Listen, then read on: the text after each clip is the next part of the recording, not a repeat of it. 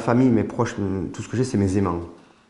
C'est mes aimants parce que ils m'aident pas, ils sont pas là pour m'aider, ils m'aiment. Donc il y a un amour, il y a quelque chose qui se crée entre nous, donc ils m'apportent. Les aidants, ça va être plutôt tout ce qui est kinésithérapeute, ergothérapeute, infirmier, qui eux vont m'aider dans la maladie pour me former, pour m'expliquer les gestes qu'il faut que je fasse ou quoi que ce soit. Moi, ce que je conseille surtout à dire aux patients qui sont, c'est très compliqué, et je l'admets, je suis passé par là, mais c'est surtout de parler, d'expliquer. Il est extrêmement difficile pour les aimants, les aidants, les proches de nous, de comprendre ce qu'on a. Et naturellement, l'être humain va plutôt être inquiet, il ne sait pas trop se placer. Ça va être un geste tout bête, c'est compliqué par exemple de vous dire ça va. Rien que le mot ça va, de le dire à quelqu'un qui est malade, ça peut rester compliqué parce que le patient peut-être ne l'acceptera pas en disant mais non ça va pas, je suis malade, donc ça ne peut pas aller.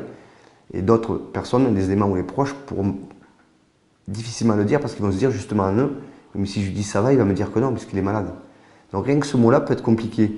Donc je pense que c'est nous aussi, on a un rôle extrêmement important, c'est d'échanger, de parler avec les gens et de leur expliquer. Parce qu'ils ne peuvent pas tout comprendre. Leur dire non, là ça va, parce que la fatigue que j'ai, c'est parce que je suis fatigué, parce que je me suis couché tard hier soir, parce que j'ai travaillé, parce que j'ai fait une activité.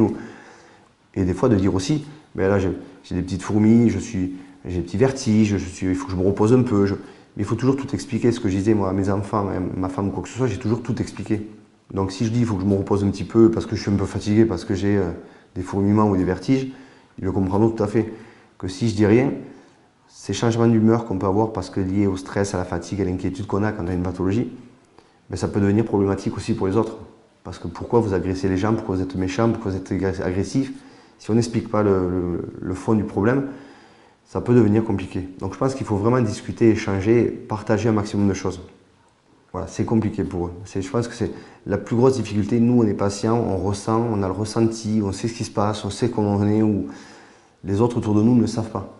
Donc si on ne parle pas avec eux, ça peut rester compliqué. Comme on discute de tout librement, elles ont jamais, je sais que mes filles n'ont jamais eu la crainte de voir une ambulance venir me chercher à la maison.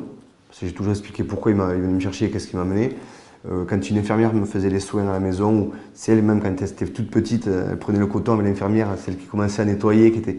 Voilà, parce que j'ai voulu toujours dédramatiser cet acte-là, pour leur expliquer, même elle, pour quand elle voit une ambulance ou quoi que ce soit venir chercher leur papa, qu'elle ne se pose pas de questions, elle se dit qu'est-ce qui se passe, Et puis même la grosse inquiétude que j'avais, c'était arriver à l'école, ce qui est naturel, mon papa a une sclérose en plaques, comment ça pouvait se passer en fait autour, avec les enfants qui parlaient aux parents et quel était le retour qu'ils allaient entendre.